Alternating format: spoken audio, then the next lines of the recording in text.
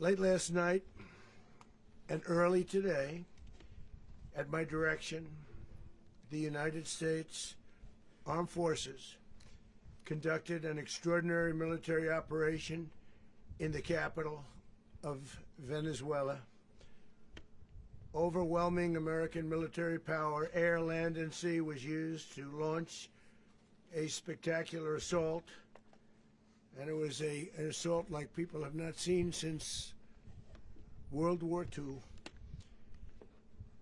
It was a force against a heavily fortified military fortress in the heart of Caracas to bring outlaw dictator Nicolás Maduro to justice. This was one of the most stunning, effective, and powerful displays of American military might and competence in American history. And if you think about it, we've done some other good ones, like the attack on Soleimani, the attack on al-Baghdadi, and the obliteration and decimation of the Iran nuclear sites just recently in an operation known as Midnight Hammer. All perfectly executed and done. No nation in the world could achieve what America achieved yesterday, or frankly in just a short period of time.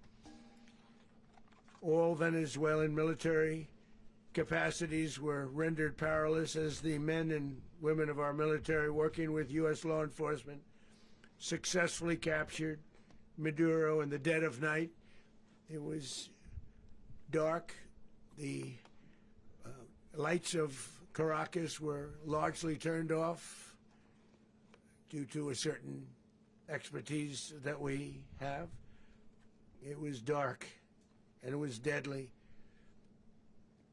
But captured along with his wife,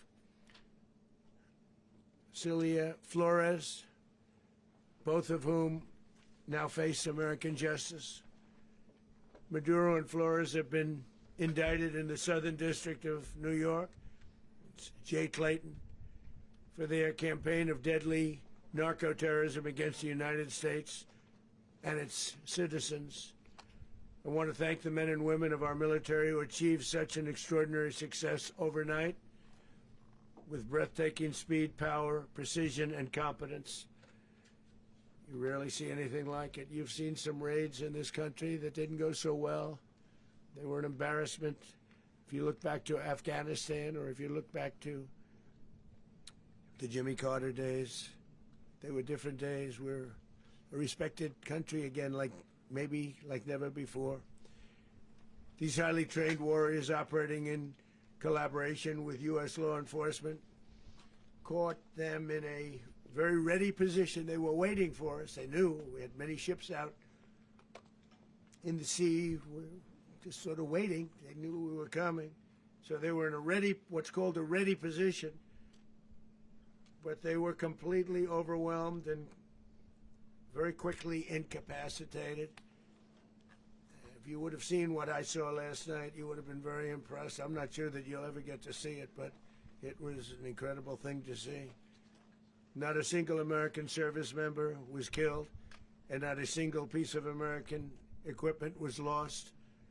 We had many helicopters, many planes, many people involved in that fight. But think of that, not one piece of military equipment was lost, not one service member was, more importantly, killed. The United States military is the strongest and most fearsome military on the planet by far.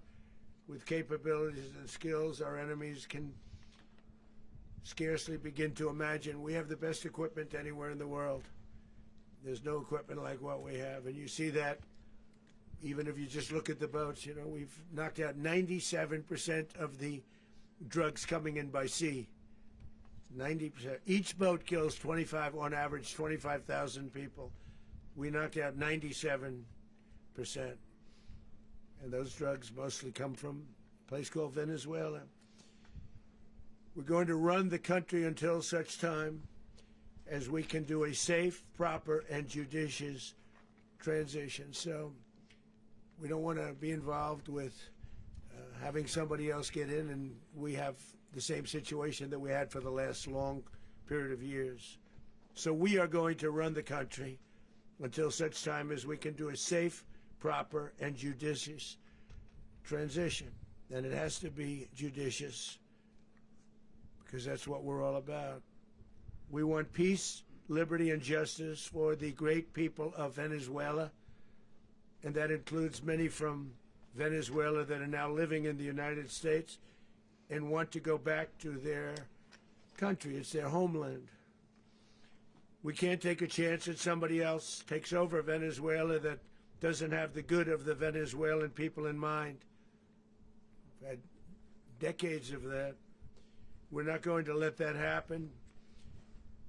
We're there now, and what people don't understand, but they understand as I say this, we're there now, but we're going to stay until such time as the proper transition can take place. So we're going to stay until such time as, we're going to run it essentially until such time as a proper transition can take place. As everyone knows, the oil business in Venezuela has been a bust, a total bust, for a long period of time.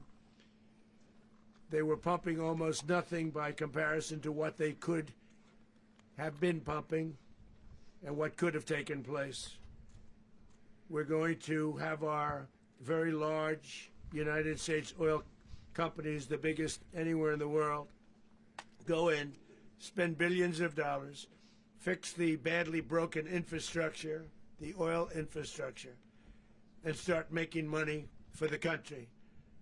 And we are ready to stage a second and much larger attack if we need to do so. So we were prepared to do a second wave if we needed to do so. We actually assumed that a second wave would be necessary, but now it's probably not.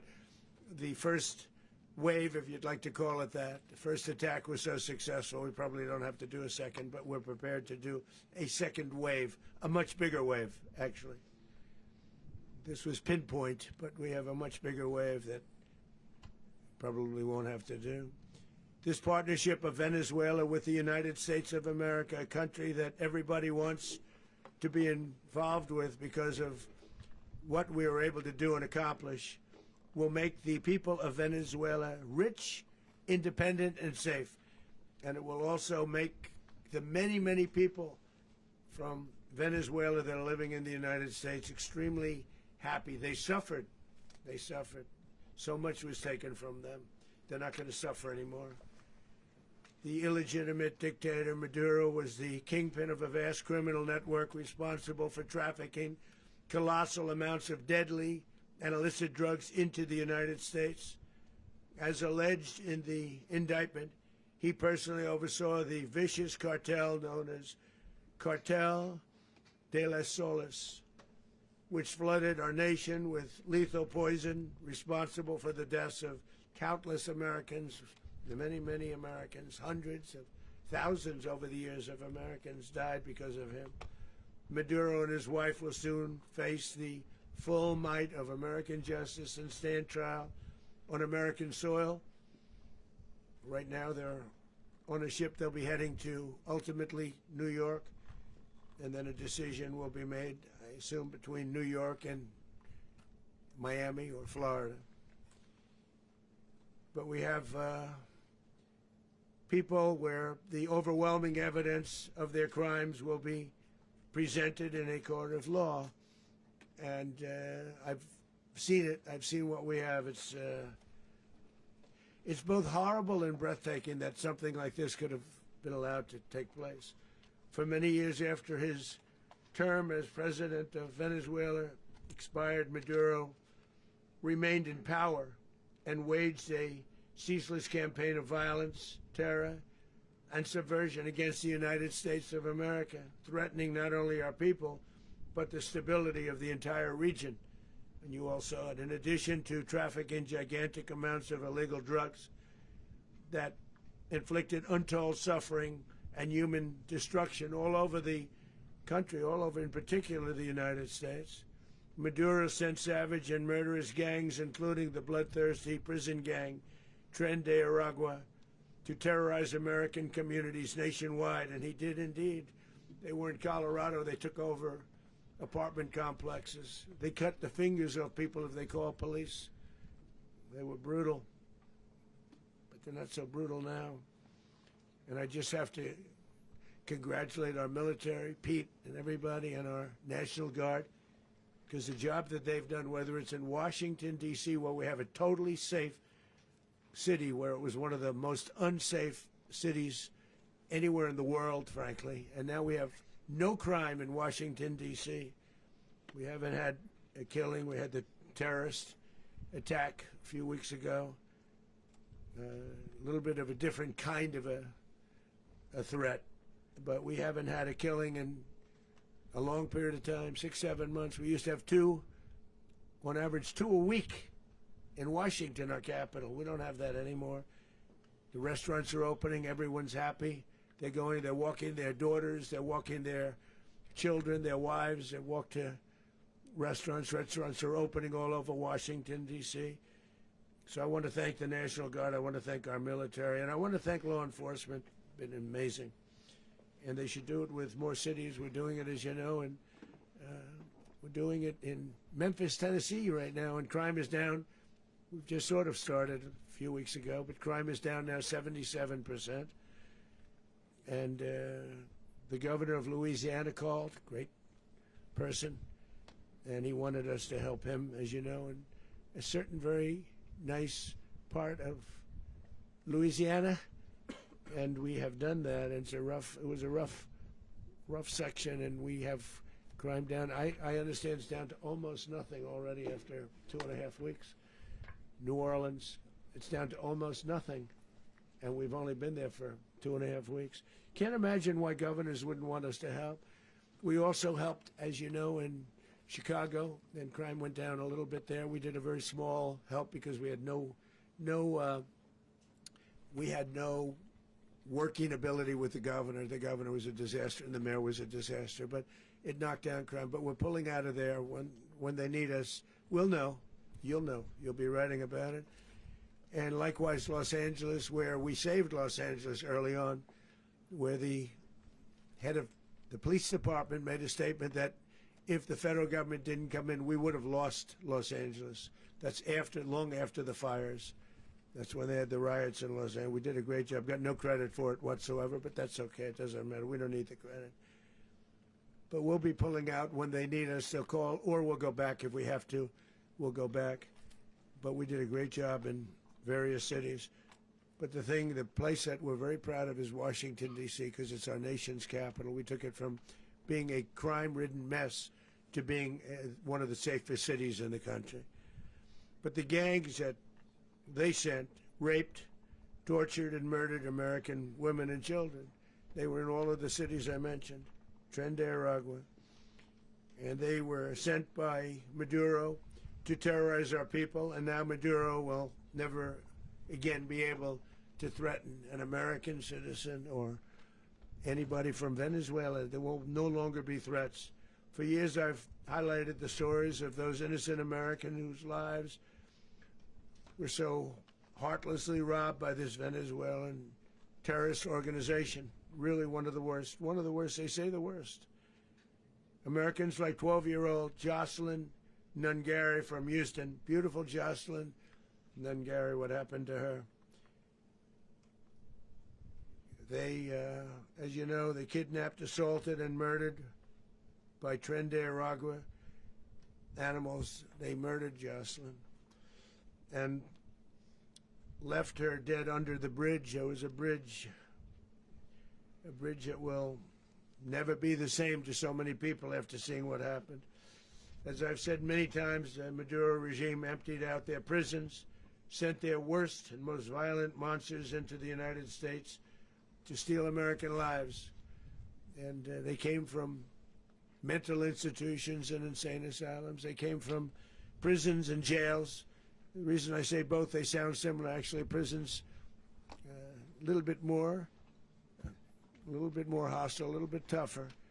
A mental institution isn't as tough as an insane asylum, but we got them both. They sent from their mental institutions, they sent from their jails, prisons. They were drug dealers, they were drug kingpins. They sent everybody bad into the United States, but no longer. And we have now a border where nobody gets through. In addition, Venezuela unilaterally seized and sold American oil, American assets, and American platforms, costing us billions and billions of dollars.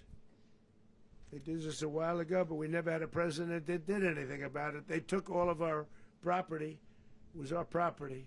We built it. And we never had a president that decided to do anything about it. Instead, they fought wars that were 10,000 miles away. We built Venezuela oil industry with American talent, drive, and skill, and the socialist regime stole it from us during those previous administrations, and they stole it through force. This constituted one of the largest thefts of American property in the history of our country. Considered the largest theft of property in the history of our country. Massive oil infrastructure was taken like we were babies, and we didn't do anything about it. I would have done something about it. America will never allow foreign powers to rob our people or drive us back into and out of our own hemisphere. That's what they did. Furthermore, under the now deposed dictator Maduro, Venezuela was increasingly hosting foreign adversaries in our region and acquiring menacing offensive weapons that could threaten U.S. interests and lives. And they used those weapons last night. Potentially in league with the cartels operating along our border. All of these actions were in gross violation of the core principles of American foreign policy, dating back more than 2 centuries, and not anymore. All the way back, it dated to the Monroe Doctrines, and the Monroe Doctrine is a big deal, but we've superseded it by a lot, by a real lot. They now call it the Monroe Document. I don't know. It's Monroe Doctrine. We sort of forgot about it. It was very important, but we forgot about it. We don't forget about it anymore. Under our new national security strategy, American dominance in the Western Hemisphere will never be questioned again. Won't happen. So just in concluding, for decades, other administrations have neglected or even contributed to these growing security threats in the Western Hemisphere. Under the Trump administration, we are reasserting American power in a very powerful way in our home region. And our home region is very different than it was just a short while ago. The future will be, and we did this in my first term. We had great dominance in my first term, and we have far greater dominance right now. Everyone's coming back to us. The future will be determined by the ability to protect commerce and territory and resources that are core to national security. These are core to our national security. Just like tariffs are, they've made our country rich, and they've made our national security strong, stronger than ever before. But these are the iron laws that have always determined global power, and we're going to keep it that way. We will secure our borders, we will stop the terrorists, we will crash the cartels, and we will defend our citizens against all threats, foreign and domestic. Other presidents may have lacked the courage or whatever to defend America, but I will never allow terrorists and criminals to operate with impunity against the United States. This extremely successful operation should serve as warning to anyone who would threaten American sovereignty or endanger American lives. Very importantly, the embargo on all Venezuelan oil remains in full effect.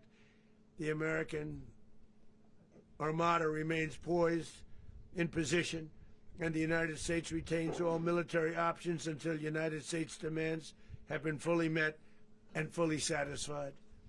All political and military figures in Venezuela should understand what happened to Maduro can happen to them, and it will happen to them if they aren't just fair, even to their people.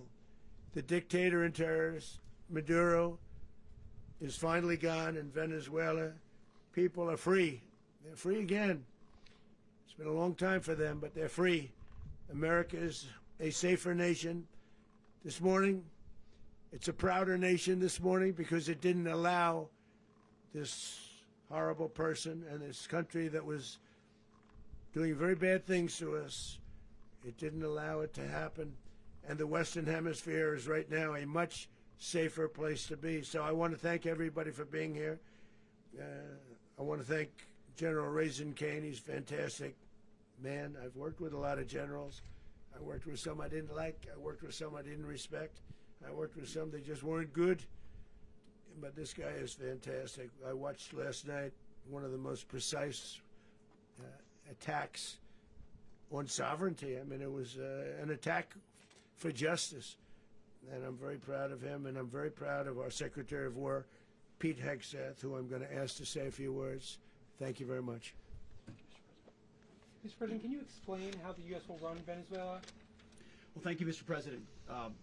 Finally, a commander-in-chief the world respects and the American people deserve. And as the President said, words can barely capture the bravery and the power and the precision of this historic operation. A massive joint military and law enforcement raid flawlessly executed by the greatest Americans our country has to offer.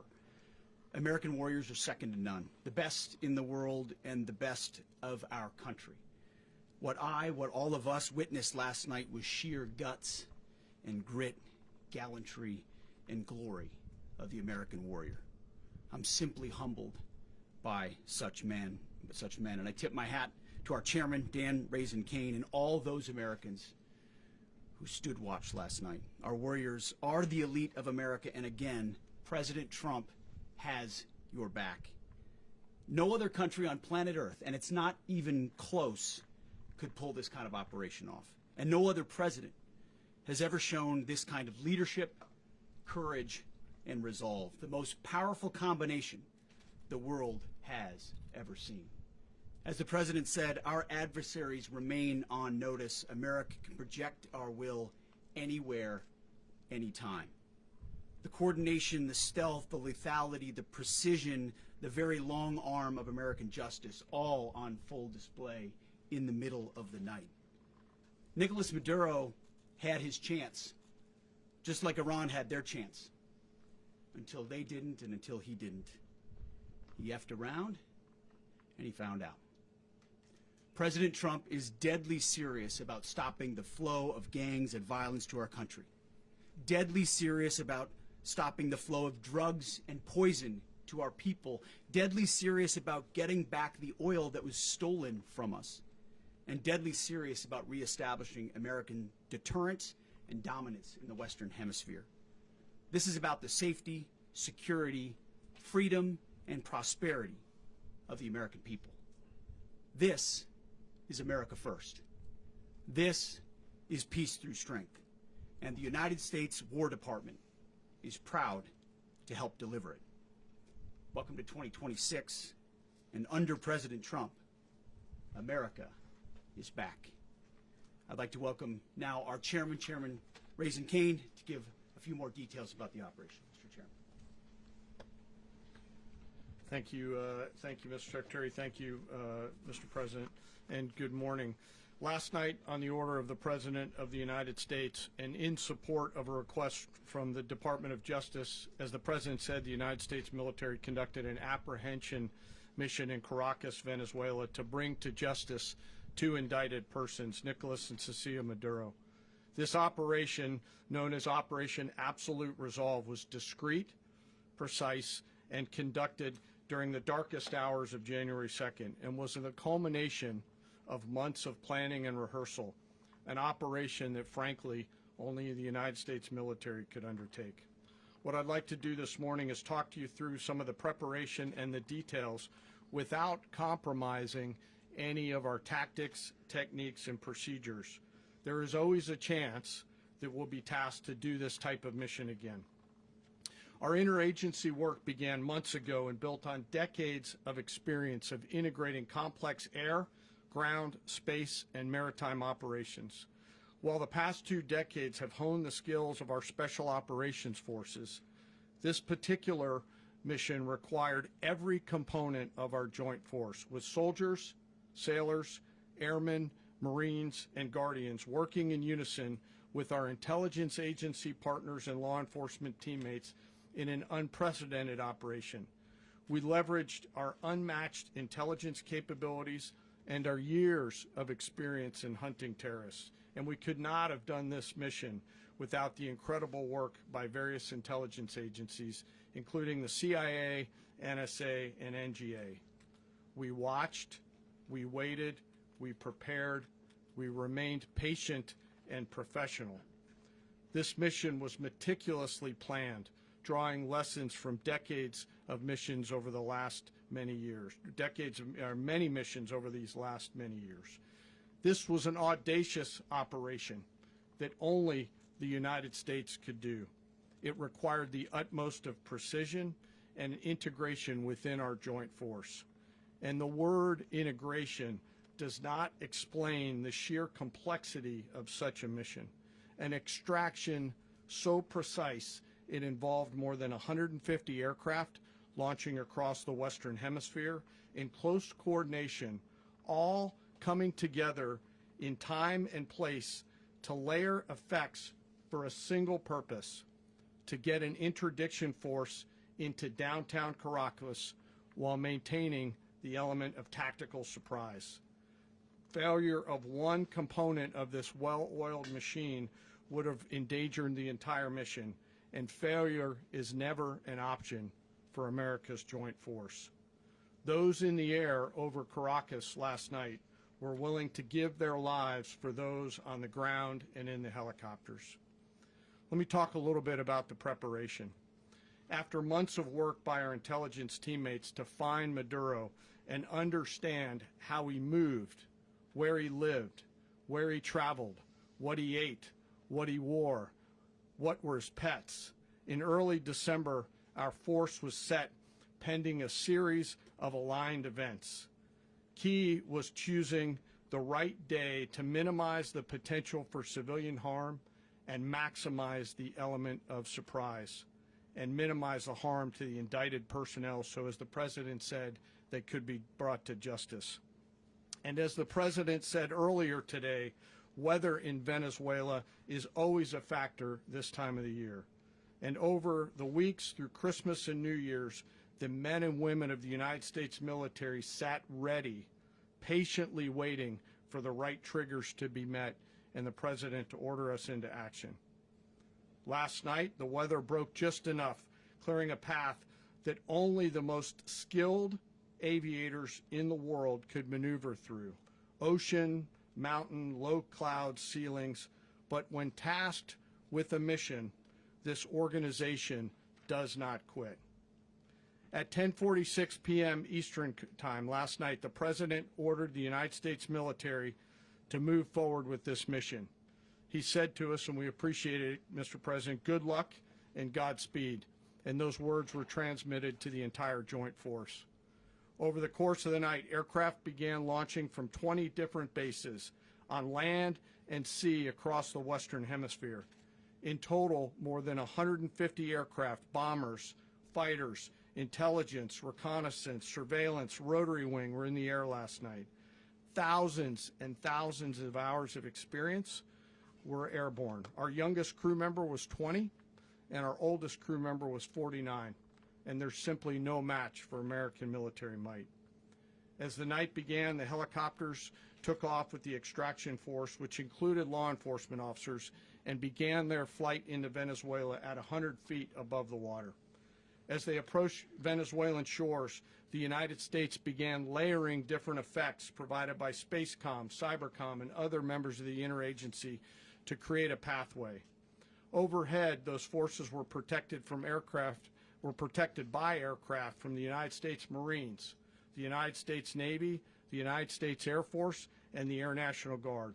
The force included F-22s, F-35s, F-18s, EA-18s, E-2s, B-1 bombers, and other support aircraft, as well as numerous remotely piloted drones. As the force began to approach Caracas, the Joint Air Component began dismantling and disabling the air defense systems in Venezuela, employing weapons to ensure the safe passage of the helicopters into the target area. The goal of our air component is, was, and always will be to protect the helicopters and the ground force and get them to the target and get them home. As the force crossed the last point of high terrain where they'd been hiding in the clutter, we assessed that we had maintained totally the element of surprise. As the helicopter force ingressed towards the objective at low level, we arrived at Maduro's compound at 1:01 a.m. Eastern Standard Time, or 2:01 a.m. Caracas local time, and the apprehension force descended into Maduro's compound and moved with speed, precision, and discipline towards their objective and isolated the area to ensure the safety and security of the ground force while apprehending the indicted persons. On arrival into the target area, the helicopters came under fire, and they replied with that fire with overwhelming force in self-defense. One of our aircraft was hit but remained flyable, and as the President said earlier today, all of our aircraft came home, and that aircraft remained flyable during the rest of the mission.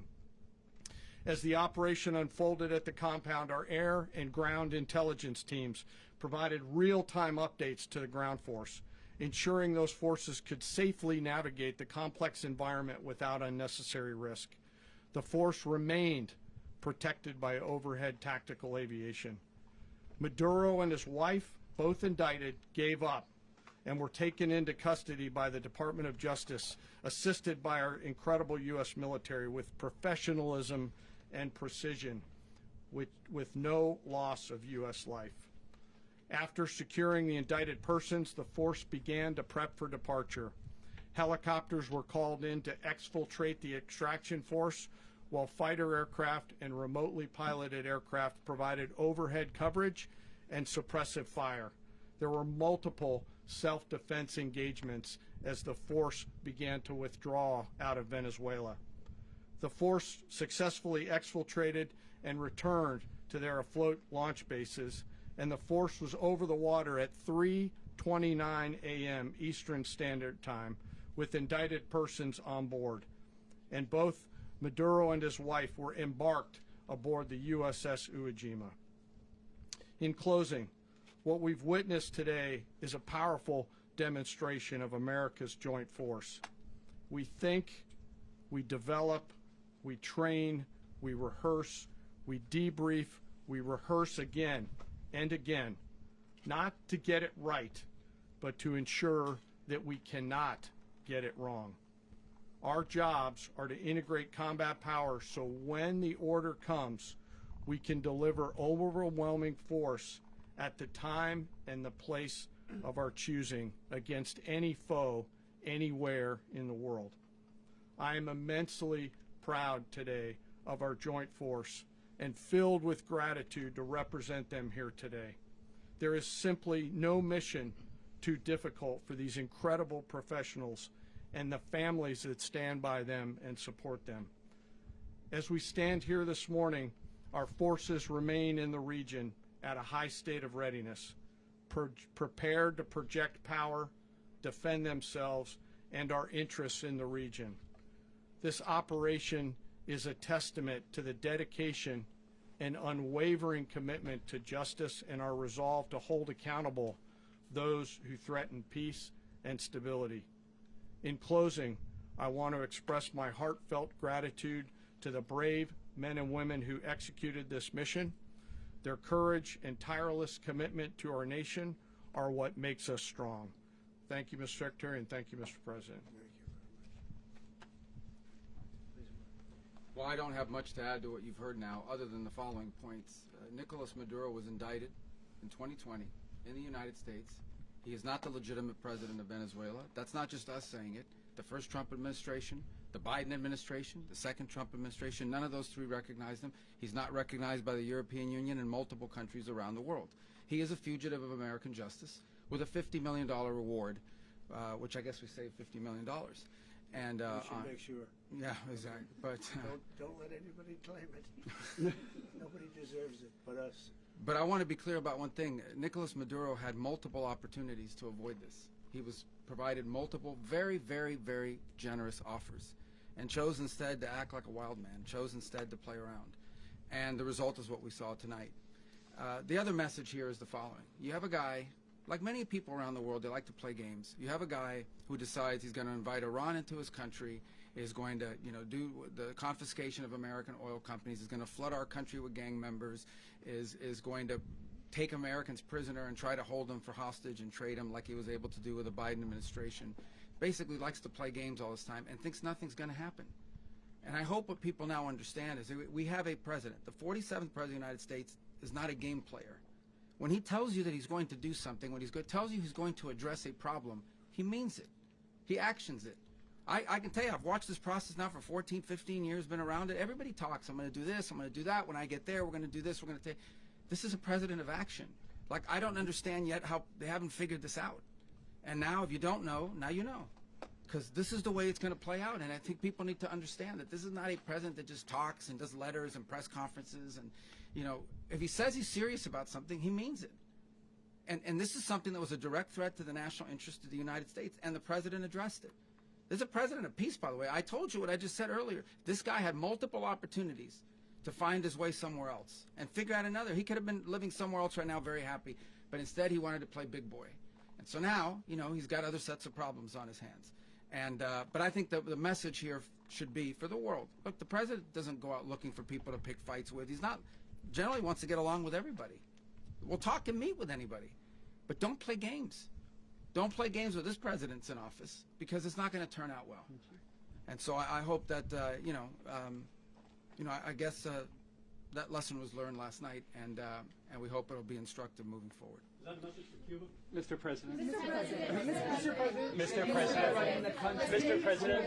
President. You said that the U.S. is going to run Venezuela. So who's in power right now?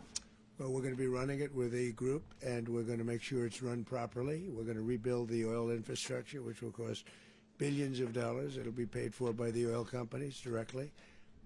They will be reimbursed for what they're doing, but it's going to be paid. And we're going to get the oil flowing the way it should be. As you know, it was just a minor flow. It was actually a minor flow for what they have. But we're going to run it properly, and we're going to make sure the people of Venezuela are taken care of. We're going to make sure the people that were forced out of Venezuela by this thug are also taken care of. Mr. President. Does the U.S. running the country mean that U.S. troops will be on the ground? How will that work? Well, they always say boots on the ground. Oh, so we're not afraid of boots on the ground if we have to have. We had boots on the ground last night at a very high level, actually. We're not afraid of it. We don't mind saying it. But we're going to make sure that that country is run properly. We're not doing this in vain. This is a very dangerous attack. This is an attack that could have gone very, very badly. Could have gone very badly. We could have lost a lot of people last night. We could have lost a lot of dignity. We could have lost a lot of equipment. The equipment is less important, but we could have lost a lot. And we're going to make sure that this is proper. We're there now. We're ready to go again if we have to. We're going to run the country right. It's going to be run very judiciously, very fairly. It's going to make a lot of money. We're going to give money to the people. We're going to reimburse people that were taken advantage of. We're going to take care of everybody. It's very important. We couldn't let them get away with it. They stole our oil. We built that whole industry there, and they just took it over like we were nothing. And we had a president that decided not to do anything about it. So we did something about it. We're late, but we did something about it. Yeah, please. Mr. President, can you explain the exact mechanism by which you're going to run the country? Are you going to designate a U.S. official to coordinate? It's all being done right now. We're designating people. We're talking to people. We're designating various people, and we're going to let you know who those people are. Mr. President. What's the group you mentioned that would run Venezuela? Well, it's largely going to be, for a period of time, the people that are standing right behind me. We're going to be running it. We're going to be bringing it back. It's a dead, I talk about a dead country. A year and a half ago, we were a dead country. Now we're the hottest country anywhere in the world. We're a country doing better than any country anywhere in the world. And it required leadership, Venezuela has a lot of bad people in there, a lot of bad people that shouldn't be leading. We're not going to take a chance that one of those people take over for Maduro. So you can look at, and others, we have fantastic people, including people in the military. So we're going to have a group of people running it until such time as it can be put back on track, make a lot of money for the people, and give people a great way of life, and also reimbursement for people in our country that were forced out of Venezuela. Rubio would be. You said earlier today that you weren't going to back Machado to come back and be the opposition leader in your Fox and Friends interview. And then you also mentioned the vice president of Venezuela. Are you going to work with the vice president of Venezuela, or how do you foresee the relationship Well, going? I understand she was just sworn in, but she was, as you know, picked by Maduro. So Marco's working on that directly. He just had a conversation with her, and she's essentially willing to do what we think is necessary to make Venezuela great again. Very simple. Mr. President, Colombian President Gustavo Petro, a couple weeks ago, you said he's got to watch his ass.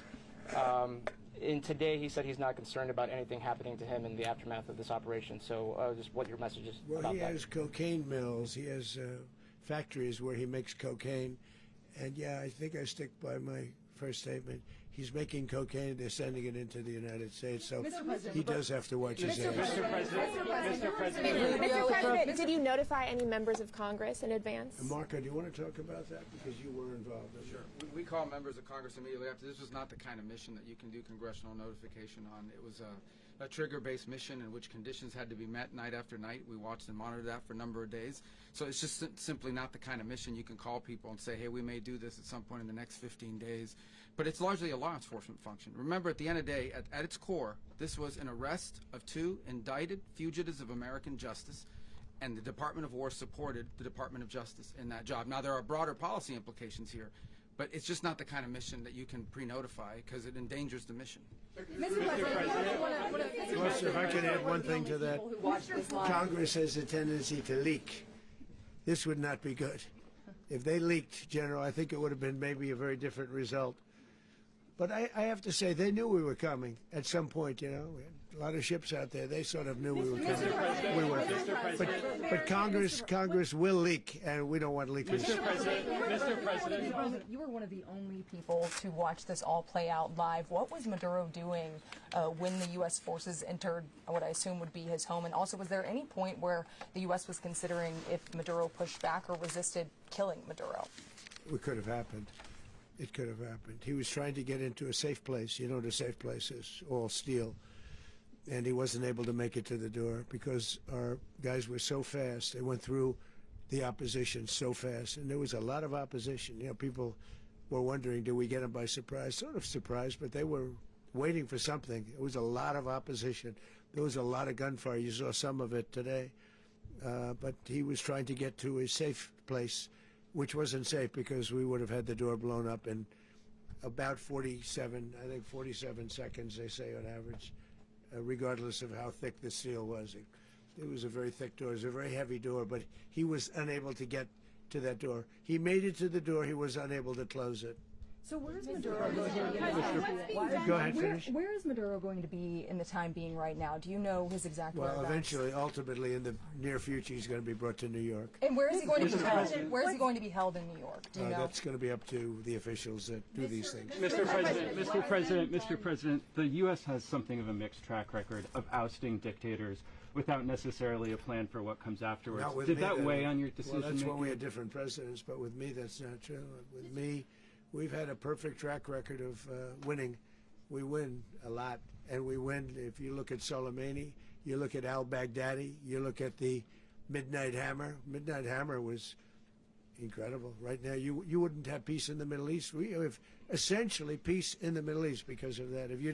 If we weren't successful with Midnight Hammer, you wouldn't have peace in the Middle East. So, with me, you've had a lot of victory. You've had only victories. You've had no losses. Yeah. Mr. President, can you? How long do you expect the U.S. to run Venezuela, and how soon do you want the Venezuelan people to hold elections? So I'd like to do it quickly, but it takes a period of time. You know, we're rebuilding. We have to rebuild their whole infrastructure. The infrastructure is rotted. It's actually very dangerous. It's blow-up territory. Oil is very dangerous. It's a very dangerous thing to take out of the ground. can kill a lot of people. It has killed a lot of people doing just that. The infrastructure is old, it's rotted.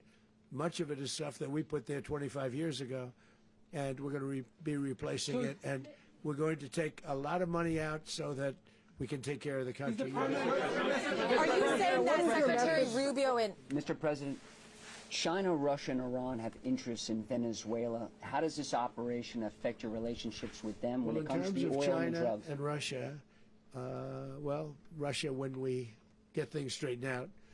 But in terms of other countries that want oil, we're in the oil business. We're going to sell it to them. We're not going to say we're not going to. In other words, we'll be selling oil, probably in much larger doses because they couldn't produce very much because their infrastructure was so bad. So we'll be selling large amounts of oil to other countries, many of whom are using it now, but I would say many more will come. Are you saying that, Mr. President, are you saying that? Oh.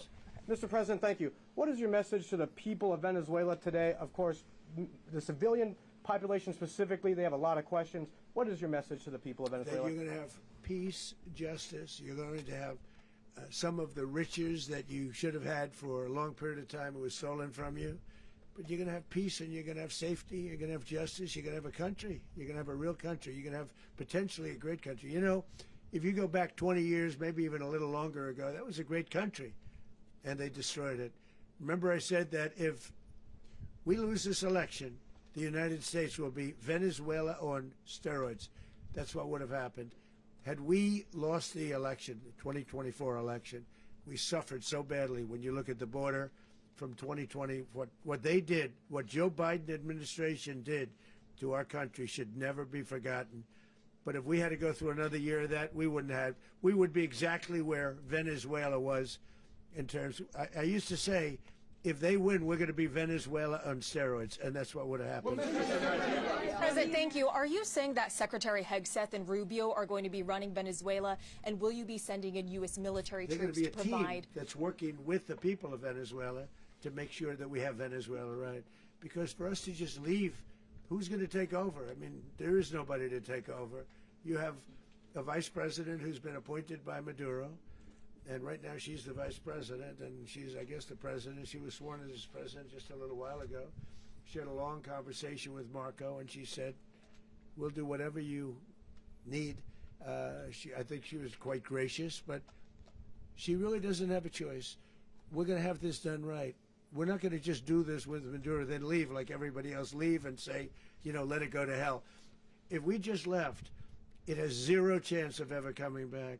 We'll run it properly. We'll run it professionally. We'll have the greatest oil companies in the world go in and invest billions and billions of dollars and take out money, use that money in Venezuela. And the biggest beneficiary are going to be the people of Venezuela. And also, I can't stress this strongly enough, the people that got thrown out of Venezuela that are now in the United States, and frankly, some want to stay and some probably want to go back. Yeah. So, Mr. President, what is being done to protect Americans in the country, and were any of the detained Americans Well, right now they're rescued very last protected night? because nobody's going to mess with us. They're very protected. The people of, and we let them know that you better not touch one of them. Are you concerned that bad elements of the Maduro regime will remain in place? Well, we know who they are. We're on them, and they're acting much differently now than they would have acted 2 days ago. And what can you Okay, say wait, about behind you, please. Mr. President, why is running a country in South America America first? Well, I think it is because we want to surround ourselves with good neighbors. We want to surround ourselves with stability. We want to surround ourselves with energy. We have tremendous energy in that country. It's very important that we protect it. We need that for ourselves. We need that for the world. And we want to make sure we can protect it. Yes, sir. Please, go ahead. Yeah, is there a message here for Cuba and Diaz-Canel? Well, Cuba's an interesting case. Cuba is, you know, not doing very well right now. That system has not been a very good one for Cuba. The people there have suffered for many, many years. And I think Cuba is going to be something we'll end up talking about because Cuba is a failing nation right now, very badly failing nation. And we want to help the people. It's very similar in the sense that we want to help the people in Cuba, but we want to also help the people that were forced out of Cuba and living in this country. Do you want to say something about that, Marco, please? Well, I mean, I just gave you a statement a few minutes ago about when the president speaks, you should take him seriously. So suffice it to say, Cuba is a disaster. It's run by incompetent, senile men, and in some cases, not senile but incompetent nonetheless. It has no economy. It's in total collapse. And by the way, they were, all of the guards that helped protect Maduro. This is well known. Their whole spy agency, all that were full of Cubans. I mean, it's amazing. This poor island took over Venezuela in some cases. One of the biggest problems that Venezuelans have is they have to declare independence from Cuba. They tried to basically colonize it from a security standpoint. So, yeah, look, if I lived in Havana and I was in the government, I'd be concerned, at least a little bit. Are you cutting off the oil flow to Cuba from Venezuela? Well, the president already announced a week ago that anything that's sanctioned, it's sanctioned oil, it's not going to be allowed to get there. So that's an The answer is yes. Mr. President, Is the U.S. aware of the location of opposition leader Machado, and have you been in contact with her? No, we haven't. No, we haven't. Mr. President, on Monday. Oh, I think it would be very tough for her to be the leader. She doesn't have the support within or the respect within the country. She's a very nice woman, but she doesn't have the respect. Mr. President, is it possible that the U.S. ends up administrating Venezuela for years? Well, it won't cost us anything because the money coming out of the ground is very substantial, so it's not going to cost us anything. So the U.S. isn't going to dedicate we will. money to... Well, we want safety there. We want to be surrounded by countries that aren't housing all of our enemies all over the world. That's what was happening, and you don't want to have that. But we're going to be rebuilding, and we're not spending money. The oil companies are going to go in. They're going to spend money. We're going to take back the oil that, frankly, we should have taken back a long time ago. A lot of money is coming out of the ground. We're going to get reimbursed for all of that. We're going to get reimbursed for everything that we spend. So it's going to be a very important. This is a very big evening that took place last night.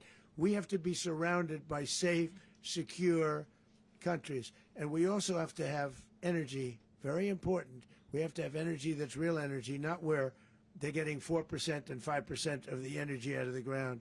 You take a look. It was such a disaster. So what's going to happen with Venezuela, I think, over the next period of a year is going to be a great thing, and the people of Venezuela will be the biggest beneficiaries. Mr. President, U.S. military. Mr. President, thank you. What did you last speak to Maduro about when you spoke? And is the Well, US I don't want to get into the Venezuela? conversations, but I did have conversations with him, and I said, you got to surrender. And I actually thought he was pretty close to doing so, but now he wished he did, yeah. Mr. President, can you explain, you said that Maduro is responsible for drug trafficking. You recently pardoned the former president of Honduras who was convicted of many drug trafficking. Can you explain how these two situations are different? And would you ever pardon Maduro? I endorsed, as you know, the winning president, the man who won in Honduras. I endorsed the man who won in Chile. I endorsed the man who won in Argentina. And we are doing very well with that whole group. What the man that I pardoned was, if you could equate it to us, he was treated like the Biden administration treated a man named Trump. That didn't work out too well for them. This was a man who was persecuted very unfairly. He was the head of the country. He was persecuted very unfairly. And there are a number of them. And we felt that it was a very unfair situation that happened to him. He's also a party member of the man who won. So obviously the people liked what I did. And one of the reasons that was done is because of the fact that the party in power felt very strongly that that man was treated very badly. I studied it very quickly, and then I studied it in great detail. I went to a lot of the people standing behind me, and they felt that that man was persecuted and treated very badly. That's why I gave him a pardon. Mr. President, you referenced boots on the ground earlier. Can you just sort of button this up? Do you envision the U.S. military having a presence in Venezuela as the U.S. runs that country? Well, no, we're going to have a presence in Venezuela as it pertains to oil, because we have to have, we're sending our expertise in. So you may need something, not very much. But no, we're going to be taking out a tremendous amount of wealth out of the ground. And that wealth is going to the people of Venezuela and people from outside of Venezuela that used to be in Venezuela. And it goes also to the United States of America in the form of reimbursement for the damages caused us by that country. So I want to thank you all very much. Thank you. Do you have one? Yes, please. You were so nice before. I'm going to give you the final question. Go Thank ahead. you, Mr. Unless it's a bad question, in It's which about case I'll Putin. go one word. It's about who? It's about Putin, if you want. About Putin. Well, Okay. that's always nice You had to a talk phone. about Putin. You had a phone call with him Yeah. on Monday. Did he talk at all about Maduro? Did y'all talk about this? No, we didn't. And We then- never spoke about Maduro. Are you mad at him right now? I mean, there's this I'm not intelligence. thrilled with Putin. I'm not thrilled with Putin. He's killing too many people. There was that I intelligence. thought that would be so. I settled 8 1/4 war. You know what the 1/4 was? Thailand and Cambodia. I did it again. They broke out, and I did it in about 5 hours, and I settled it. I'm giving myself 1/4, so I'm up to now 8 1/4. In other words, I settled the war, but then they broke out. They had a pretty bad breakout over the last 4 days. I got them to go back to peace. So I only give 1/4. I thought the easiest one would be, one of the easier ones would be Russia, Ukraine. It's not. And they both have done some pretty bad things. And look, that's Biden's war. That's not my war. But I want to stop the lives. Did you see where last month, 30,000, it was 27,000 the month before. 30,000, mostly soldiers, were killed this last month. 30,000. I want to stop that. You know, I got NATO to pay 5% instead of the 2% that they weren't paying. They weren't paying 2, now they pay 5. And we send them a lot of munitions, we send them a lot of things, missiles and various other things, a lot. And they pay. The United States is not losing money. We're probably making money on that. It's the last thing I care about. I just want to stop all those people. We're losing 25, 30,000 human beings that come from 2 places that are very far away. But if I can stop, because it's something I've been pretty good at doing, deals, I guess. It's all a deal. Life is a big deal. But if I can stop that war and stop 30,000 young people, in addition to the fact that people are being killed in Kiev, people are being killed in other cities throughout, you know, a much smaller number, but they're being killed, viciously killed. So I'm not happy about it. I thought that would be something that would get solved.